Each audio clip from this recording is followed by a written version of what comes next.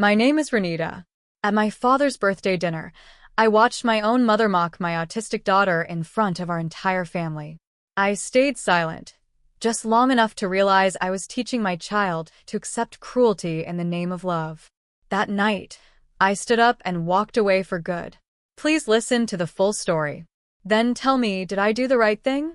Would you have done the same? I'd really appreciate your thoughts. It was one of those crisp, late afternoon Saturdays in Portland, the kind that smells faintly of cedar and cold air. I remember the way the light hit the kitchen counter, soft and gold, as I packed the bag, her headphones, sketchbook, calming spray, a little bottle of chewable magnesium. The usual. I had told myself we weren't going. 3 times, actually. Said it out loud in the car on Thursday. Said it again while brushing my teeth Friday night. But Saturday came, and there I was, folding Callie's sweater into her backpack like I hadn't said a word. Like I hadn't promised myself that I wouldn't put us through that again. The phone had rung that morning, Mom. Of course. Don't let her make a scene, she'd said, her voice sharp even through the static. It's just dinner. Be normal. For once. I didn't answer right away. Just stared at the fridge door. A magnet held up Callie's drawing from last week. 3 stick figures, holding hands, under a big yellow sun. There was a 4th figure, smaller, off to the side. No hands. Mom had kept talking. Your father's turning 70. The whole family will be there. People have expectations. I said we might not come, I replied flatly. Don't do this, she warned. Just bring her.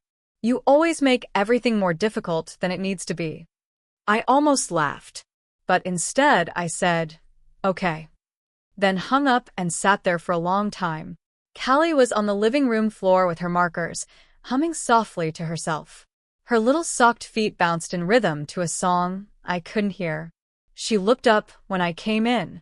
Are we going? She asked, not excited, just curious. Callie didn't do excited.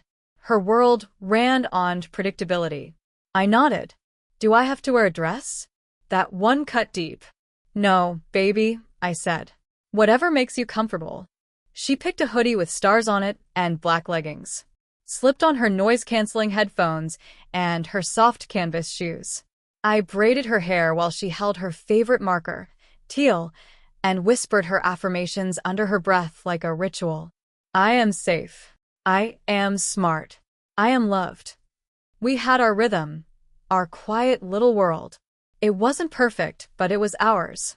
And outside of that, well, outside meant explaining. Always explaining. Callie goes to a school called Oak Hollow. Small class sizes, sensory rooms, patient teachers. She's thriving there. But people don't see that. They see the headphones, the quiet, the staring at corners, the stillness that's not shy but protective. And they decide something's wrong. I'd gotten used to apologizing for things that didn't need apologies. For her not saying hello. For her needing space. For her choosing calm over chaos. But Saturday was her grandfather's birthday. A milestone, as Mom put it. So we went. The Chestnut Grill sat just outside the city, this rustic place with hanging Edison bulbs and walls lined in fake wine barrels. I'd been there twice before, both times leaving with a headache. The acoustics were brutal. We parked, and I sat still for a second, hands resting on the steering wheel. You ready, love? She nodded, barely. I reached back and handed her the sketchbook. They might be loud, I warned, keeping my tone gentle. But you've got your headphones. And we won't stay long, okay? Okay. She took my hand as we walked in. Her grip was warm and damp, nervous. I could already feel my chest tightening. As soon as we stepped inside, the sounds crashed over us like a wave, cutlery clinking, laughter bouncing off the wood-paneled walls, kids running under tables, an aunt I didn't recognize calling out someone's name 3 times too loud. I felt Callie flinch just slightly. Her hand tightened. Someone spotted us, my cousin maybe, and waved. There she is, a voice called. You made it. I smiled, the kind that doesn't reach the eyes. Callie kept her head down. Her grip on my hand didn't loosen. And just like that, we were in it. I had no idea that the moment that would break me, truly break me was waiting only a few minutes ahead, right past the bread basket and the awkward small talk. But in that moment, standing at the edge of the dining area, with Callie clinging to my arm and my mom's voice echoing in my head, I was just trying to survive the next hour. I thought if I could just get through dinner, if I could just keep her calm, make everyone happy, avoid a scene, that maybe, just maybe, we'd make it out okay. But I was wrong. And I didn't know it yet, but the real scene was coming. Not from Callie. Not from me. From them. The clinking of silverware and the constant hum of voices echoed through the restaurant like a steady drumbeat. Warm yellow lights glowed against wood-paneled walls, trying to make the place feel cozy, but all I could feel was tightness crawling up the back of my neck. Callie clung to me the way she always did in unfamiliar spaces. Her headphones were snug over her ears, her sketchbook open on her lap as we sat at the far end of the long, crowded table. She didn't look up, just started drawing in slow, careful lines, safe in her world of colors and quiet. I could feel eyes on us, though no one said anything at first. They didn't need to. The silence around our arrival had its own weight, an unspoken agreement that this was awkward, and maybe unnecessary. Like we'd shown up to the wrong party. Across the table, my mother was in her element, laughing too loudly, gesturing with her wine glass, surrounded by people who still thought she was charming. My father sat beside her, nodding politely through every story, every comment, every dig. Then Gerald showed up. "Hey," he said, not looking directly at me as he leaned across the table to hug Mom and Dad. His wife, Erica, trailed behind him in a cloud of perfume and practiced smiles. She wore a sleek maroon dress, hair perfectly flat-ironed, eyes alert and always scanning. She kissed my mother on the cheek and handed her a small, wrapped box. "Oh, you shouldn't have," Mom gushed. "You always know just what to bring." "Happy birthday, Mr. Vaughn," Erica said sweetly to my dad, who nodded like a man used to being a prop in his own life. Gerald finally looked at me and offered a quick, "Hey, sis," before turning to introduce his kids to a great aunt they'd already met twice. Erica leaned down and whispered something into Mom's ear that made her laugh behind her hand. And then it began. Mom's voice carried too well, as usual. "She's still drawing?" I thought by now she'd know how to join in. I swallowed hard. My first instinct was to explain, again, but I stayed quiet. "She should at least say hi to her grandparents," she added. "We're not strangers." "She doesn't like loud places," I said, as calmly as I could manage. "She's just trying to stay regulated." Mom scoffed. "Everything's always so complicated with her." I looked at Callie. She was sketching a tree now, tall, with thick branches that stretched past the edges of the page. I wanted to reach out and cover her ears, even with the headphones already on. "She's not trying to be rude," I said. "She's coping." But Mom was already sipping her wine, half listening. "When we were raising you and Gerald, we didn't need a manual. Kids just adjusted." I clenched my jaw. A waitress came by with a tray of drinks, breaking the moment. I smiled to thank her. Anything to buy a little silence. Gerald sat down across from me and avoided eye contact. He was good at that, pretending not to notice the way our mother talked, the way she weaponized concern. He was always the golden child, the one who made life easy for them. It was when the first course arrived that she said it. "Well," Mom said lightly, slicing into her salad, "she's probably used to doing everything without a father anyway." I froze. No one reacted at first. A few glances, a few uncomfortable shuffles. Gerald cleared his throat. Erica blinked twice and looked away. I stared at my plate, suddenly unable to taste anything. My hands were still, but inside, something shifted. The words weren't new. They were echoes from years ago, when I told her I was keeping the baby, when she told me I was ruining my life, when she called me selfish for thinking love was enough. She had never believed I could be a good mother alone. And now, in front of half the family, she'd wrapped that judgment up like a joke and tossed it across the table. I looked over at Callie. She hadn't heard it, thank God. She was still drawing, still lost in her own world, safe for now. But I wasn't. Because that comment, it wasn't about Callie. Not really. It was about me. About the way she had never forgiven me for walking away from what she thought was a proper life. For choosing my daughter over their expectations. And in that moment, something inside me tightened. Not in fear this time, but in resolve. I knew I wouldn't sit through the whole evening. I knew, deep down, that I should have followed my first instinct and stayed home. But it was too late now. We were in it. I pushed my fork aside and reached for my water. My hands weren't shaking, but I was close. So close. The night wasn't over yet. And neither was she. The noise crept up slowly, forks clattering louder, laughter growing sharper, some kind of music starting to play from a Bluetooth speaker near the dessert table. A few kids were darting between chairs, chasing each other with napkins, while the adults barely noticed. Callie shifted beside me. I saw her shoulders tense.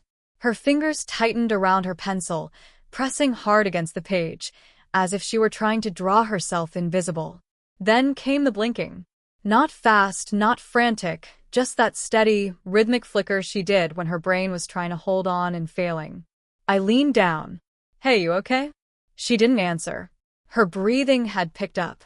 The drawing in front of her, what had started as a tree, was now just thick, spiraling lines, layered on top of each other, darker and heavier with each stroke. "Hey," I whispered again. "You want to step outside for a minute?" She shook her head, but her hand was trembling now. Her other hand reached up instinctively to cover one headphone, then the other. Her lips were tight. No sound came out, but I knew what was next. And just as I reached for her, someone turned the music up. It was upbeat. Jazz, maybe? Horns, drums, people clapping along. And that was it. Callie's pencil dropped to the floor. She let out a sharp cry, not a scream, not loud, just sudden and high, like the sound you make when your skin's been burned. She curled into herself, hands over her ears, rocking gently. Her breathing was quick, shallow. And then, of course, Lois. "Oh, for God's sake," she snapped from 2 seats down. "Somebody turn that music off before she starts a whole scene." I froze. My first instinct was to shield Callie, to get her out of there. But my second instinct, the one I'd ignored for too long, was rising up just behind my ribs. "She's overstimulated," I said, trying to keep my voice steady. "She just needs a quiet spot." But Lois wasn't done. "You know what she needs," she said loudly so the whole table could hear. "To learn how to be in the real world. You can't just let her act like that forever." Gerald gave me a quick glance across the table, then looked away. Erica pulled her daughter closer and smiled awkwardly, like it would somehow absorb the tension in the air. "You think I haven't tried?" I said, louder now. "You think I don't work with her every single day?" Lois rolled her eyes and took a sip of her wine.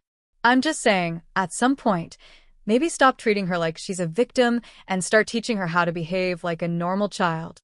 I stood up. I didn't mean to. It just happened. My hands were already moving, gathering Callie's things. She was quietly whimpering now, tears streaming down her face, clutching my arm. "Come on, sweetie," I said, trying to breathe through the burn in my throat. "We're going outside." "Running away again?" Lois asked, voice sharp as glass. "You always do that when things get uncomfortable." I turned to face her. Fully. "You don't get to talk to me like that. Not tonight. Not ever again." She leaned back like I'd slapped her. But I wasn't yelling. My voice was steady, and I could feel every person in that room watching, waiting. "You've spent my entire life trying to teach me shame," I said. "And now you're trying to pass that down to her." Lois opened her mouth, but I didn't give her the chance. "You want to know who needs lessons on how to act in public? You do." The room went quiet. Even the kids stopped moving. Callie tugged at my sleeve, her voice small and shaky. "Mom, I want to go home." I bent down and lifted her into my arms, heavier than she used to be, but still light enough for me to carry when it mattered. And then I walked.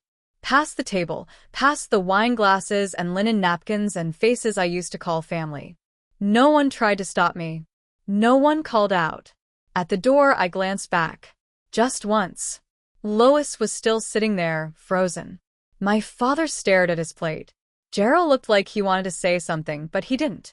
Outside, the air hit cold and sharp. Callie clung to me, face buried in my neck, body trembling. "I'm sorry, Mommy," she whispered. That was the final crack. "No, baby," I said softly, my voice thick. "You didn't do anything wrong." I held her tighter. I didn't care about the cake we left behind or the stares or the text messages I knew were coming. None of it mattered, because I'd spent years trying to protect peace that was never mine to begin with. Years swallowing words to keep everyone comfortable. But not anymore. Not after tonight. Callie had fallen asleep with her head buried in Mr. Tumble's, her old stuffed bear that was more patches than fabric now. She always held him tighter after days like this. Her face, still streaked with dried tears, looked so peaceful in sleep, so untouched by what had just happened. I sat on the edge of her bed for a long time, watching her chest rise and fall in the glow of her nightlight. The room was quiet, the kind of quiet that only settles after emotional storms. My coat was still on, my boots untied, but I couldn't move. Couldn't stop thinking. Did I do the right thing? It's a question I've carried with me for years. Every time I set a boundary, every time I chose my daughter over someone else's comfort, it echoed. But this time, it felt heavier. Because I hadn't just disappointed my mother. I'd humiliated her. At least that's how she'd see it. The silence in the house took me back. I remembered being 11, standing in the hallway outside the kitchen after dropping a glass of juice. I wasn't crying, not yet, but I was holding my breath because I knew what was coming. And sure enough, "Why are you so sensitive, Renita? Life's not going to hold your hand." It never did. Neither did she. When I told her I was pregnant with Callie, the silence didn't last long. "You can't raise a child alone," she had said flatly. "You don't even have a steady job." "I'll make it work." "You're being selfish. Do you think this is what's best for a baby?" But Callie came anyway, and I did make it work. Barely at first, and then, somehow, better than I expected. But no matter how much I did, how hard I tried, I was always just shy of good enough in her eyes. Maybe that's why part of me still wanted to prove I was. Even tonight. I rubbed my temples, breathing slow, steady, trying to unclench the guilt from my gut. The phone buzzed on the nightstand. I picked it up. "Gerald." I hesitated, then answered. "You really left," he said. Not a question, not surprise. Just a statement. "Yeah," I said quietly. "She's okay?" "She's asleep." He sighed, then paused. "I know Mom said some things she shouldn't have." "Gerald," I said, already tired, "this isn't about a couple of wrong words." "She didn't mean it like that. You know how she is." I cut him off, not angrily, just done. "Let me ask you something." "Okay. If Erica brought your daughter to a family party and Mom talked about her the way she did about Callie, would you just shrug it off?" Silence. "Then, it's different." "No," I said. "It's really not." He didn't respond. We sat in that quiet for a few seconds too long. "I'm not trying to make this worse," he finally muttered. "I know," I replied. "But pretending it didn't happen won't make it better either." I hung up before it turned into something else. As I stood up to take my coat off, my phone buzzed again. I almost ignored it, until I saw the name of my cousin's teenage daughter. I opened the message. "Is this okay to post?" It read, followed by a video clip.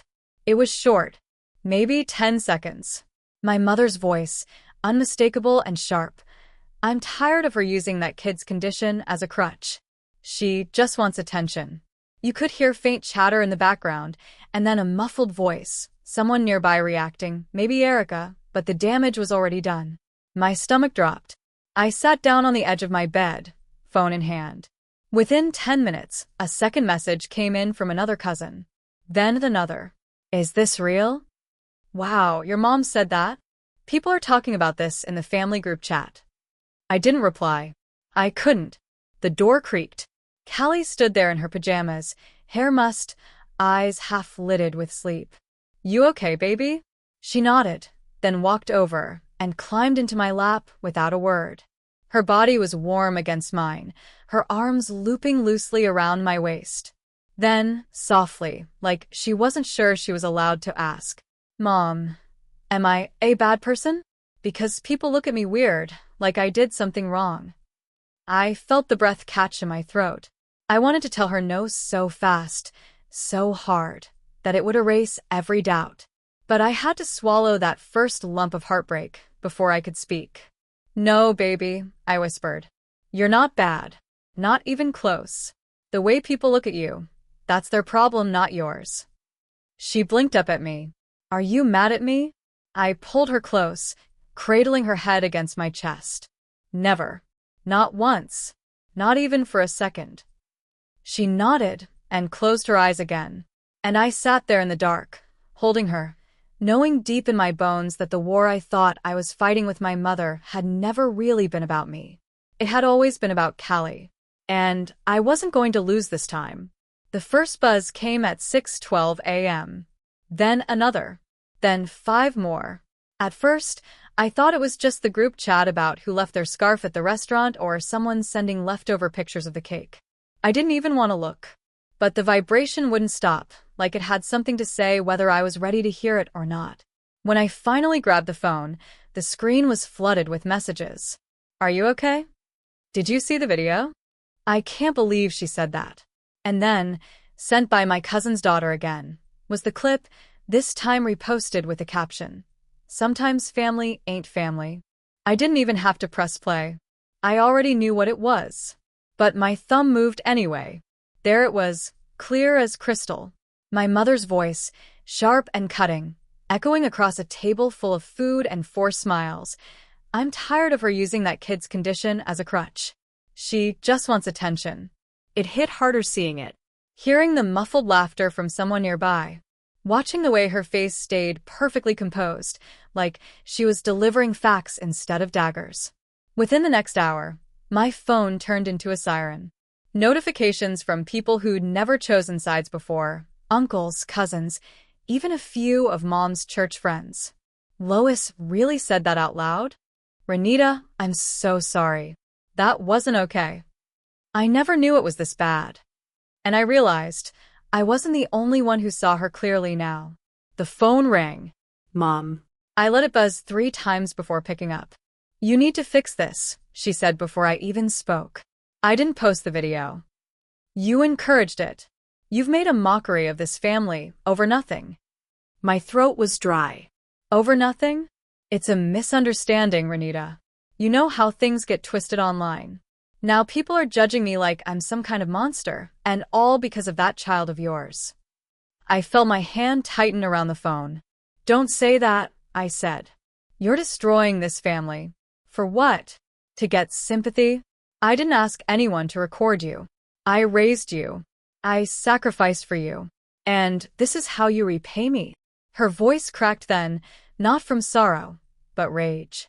The kind that turns itself into wounded pride. "You need to decide if you want to be part of this family or not." I didn't answer. I just pressed end.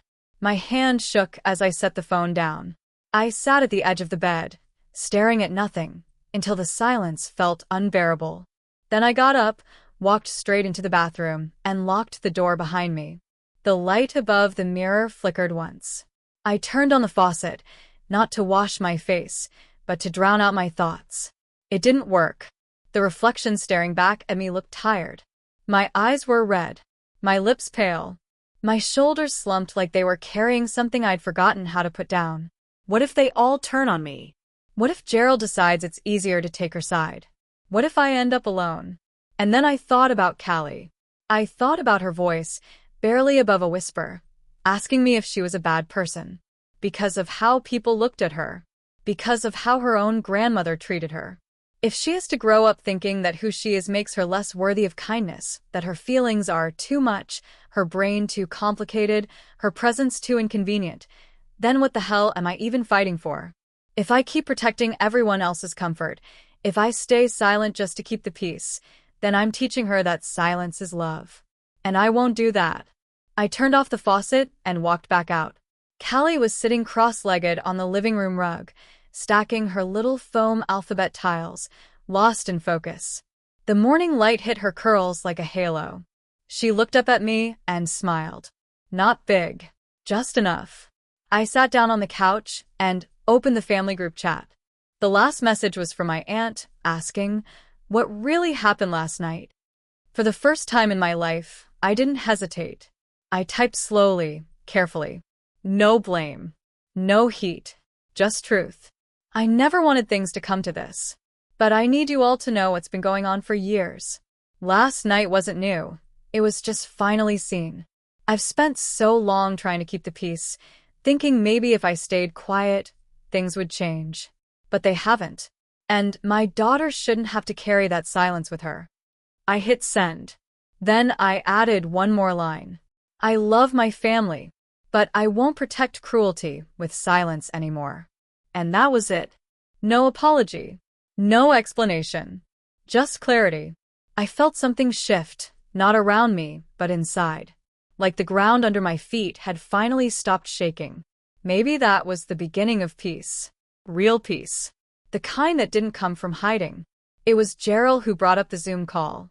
He texted me that morning, saying, "I think we should clear the air before this gets even messier. Just family. Everyone's shaken." Shaken was one word for it. Exposed was another. But I didn't answer right away. I stared at the message for a long time, heart pounding, stomach in knots. I didn't want another confrontation.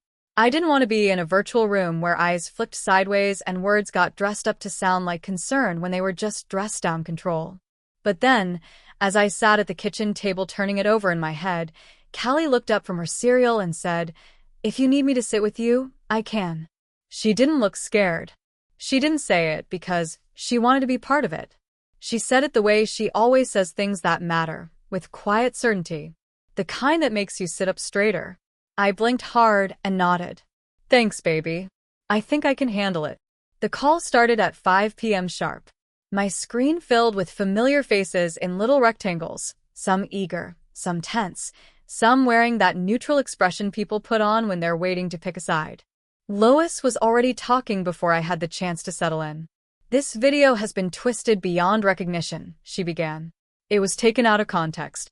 I was under stress, and my words were exaggerated." Some people nodded. Some stayed completely still. Franklin, my father, looked like he wanted to be anywhere else. "I've spent my life trying to raise a decent family," she went on, her voice quivering just enough to seem wounded. "And I think we all know I don't deserve this kind of public humiliation." The word humiliation hung in the air like smoke. I took a breath. "I never wanted any of this to go public," I said. "But what was recorded, that wasn't out of context. That was exactly how you've always talked when you think no one's really listening." Lois stiffened, but I kept going. "I didn't post the video. I didn't ask for it. But maybe it needed to be heard." There was a pause. I could see Gerald shifting uncomfortably in his chair. "I have never tried to cut this family out of my life," I continued. "I've tried to make it work over and over because I wanted Callie to feel like she belonged. But I'm done teaching her that belonging means staying silent when people hurt you."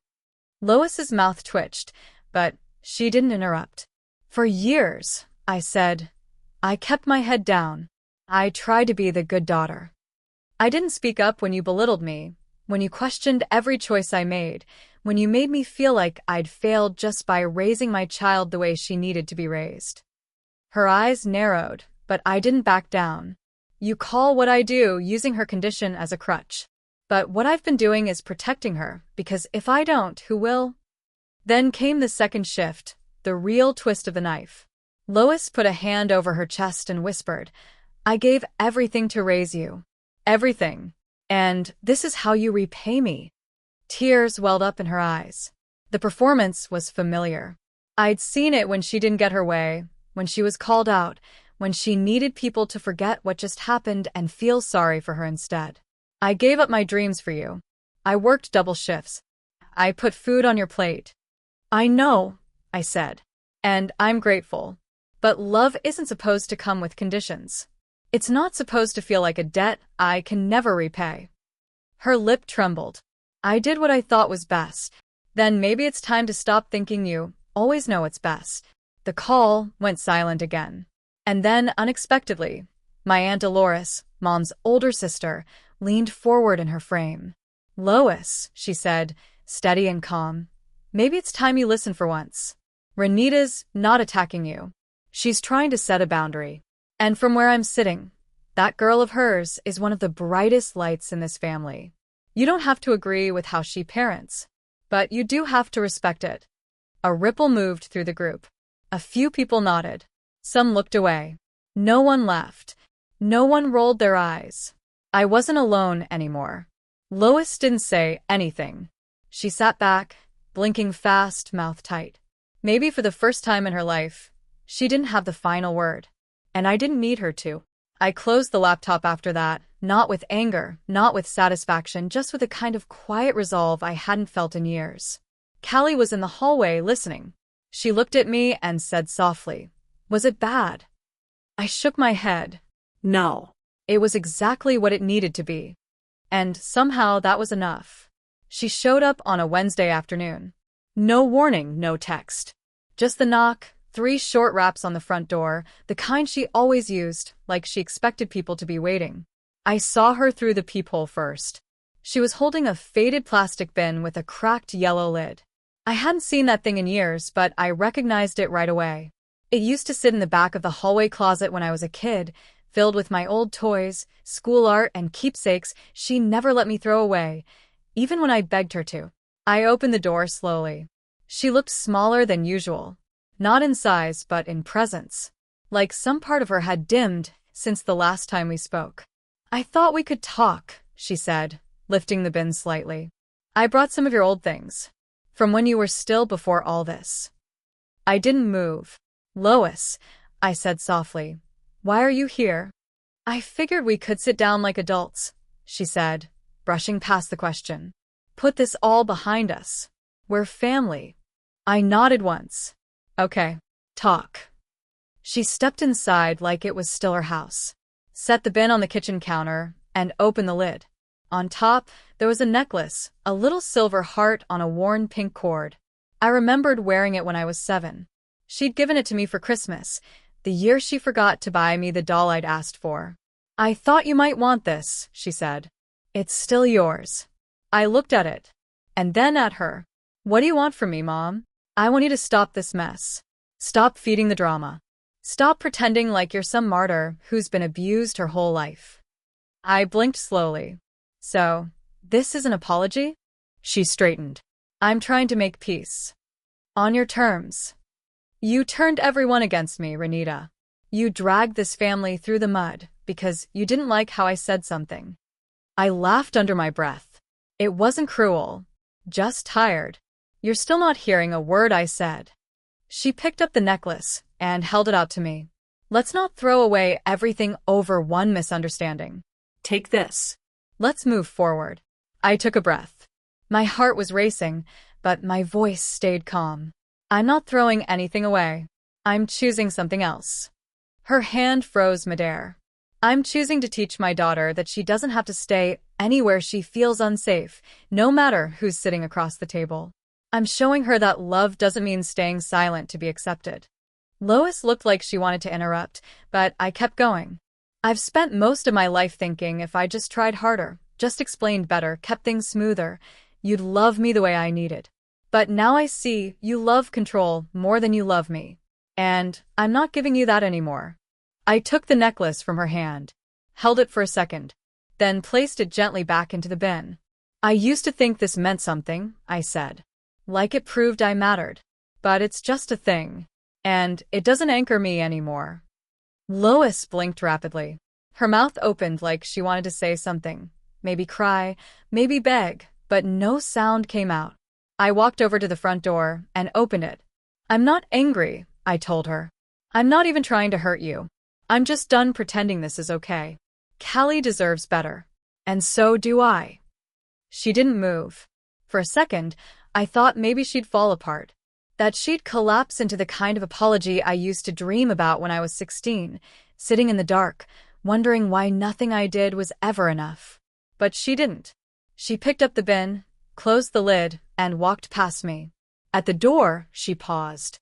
"So that's it. I nodded. Yeah. That's it. She stepped outside, and I didn't follow. I closed the door behind her with a kind of stillness that didn't feel like loss. It felt like clarity. Callie peeked around the hallway, her eyes cautious. Is she gone? She asked. I nodded. She won't be back. Callie walked over, leaned into me, and rested her head on my side. You okay? I asked. She shrugged. I'm just glad it's quiet again. So was I. It had been a week since the last conversation with my mother. Since I'd closed the door and, more importantly, left it closed. Not with anger. Not even with sadness. Just certainty. Sunday morning rolled in soft and slow, wrapped in that light chill Portland tends to hold on to, even in spring. The kind of morning where nothing rushes. No alarms, no pressure.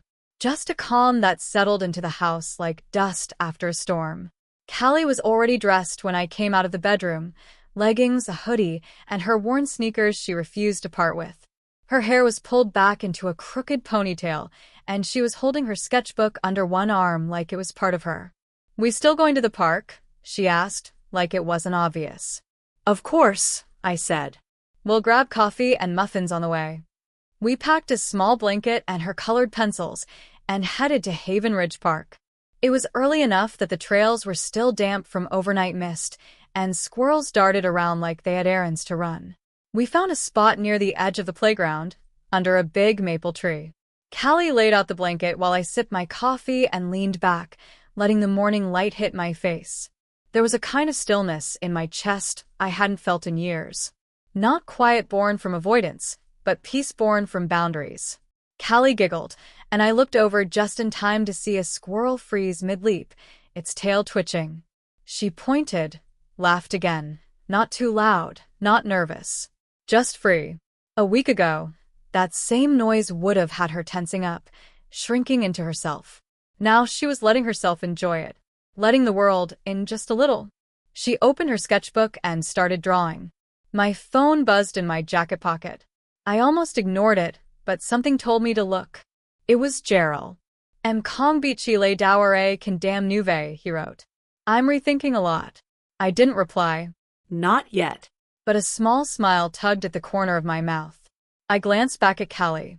Her head was down, focused, tongue poking out just slightly as she shaded the edge of a window. I closed my eyes for a second and let myself think of that girl I used to be. 25, alone in a doctor's office, staring at a black and white ultrasound picture and thinking, I'm not ready. I can't do this. And then doing it anyway. I never wrote letters to myself, but in my head, I started one. Dear 25-year-old me, you were terrified. Everyone told you couldn't do it, that you were ruining your life, that you were selfish. And you believed them, at least for a while. But look at you now.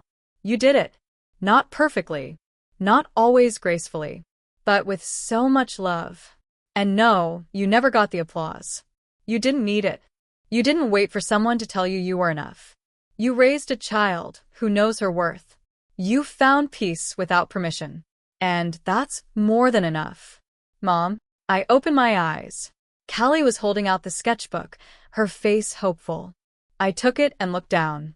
She'd drawn a little house, simple, with a big round sun and tall trees. In front of it were two stick figures holding hands. One had curly hair like mine. The other wore big headphones and a hoodie. There were no fences. No shadows. Just light. Is this our house? I asked. Callie nodded. Looks peaceful, I said, tracing my finger along the edges of the paper. It is, she replied, because home is wherever you are. I blinked, the air catching in my throat. Then I reached out, pulled her close, and kissed the top of her head. That's more than enough for me, I whispered. We sat like that for a while, the wind rustling the leaves above us, the sun climbing slow and steady. And I didn't feel like I owed the world an explanation for the life I chose. Sometimes, walking away doesn't mean giving up. It means choosing peace over noise, choosing your own truth when others refuse to see it. If you've ever had to draw a line with someone you love, or found yourself holding on to silence just to keep the peace, maybe this story speaks to a part of you, too. I believe we all deserve to be loved without conditions, and that our children deserve to grow up knowing they're enough, exactly as they are. If this story meant something to you, I hope you'll stay with me for the next one. There's always more to tell, and maybe, somewhere in these quiet moments, we'll keep finding pieces of ourselves.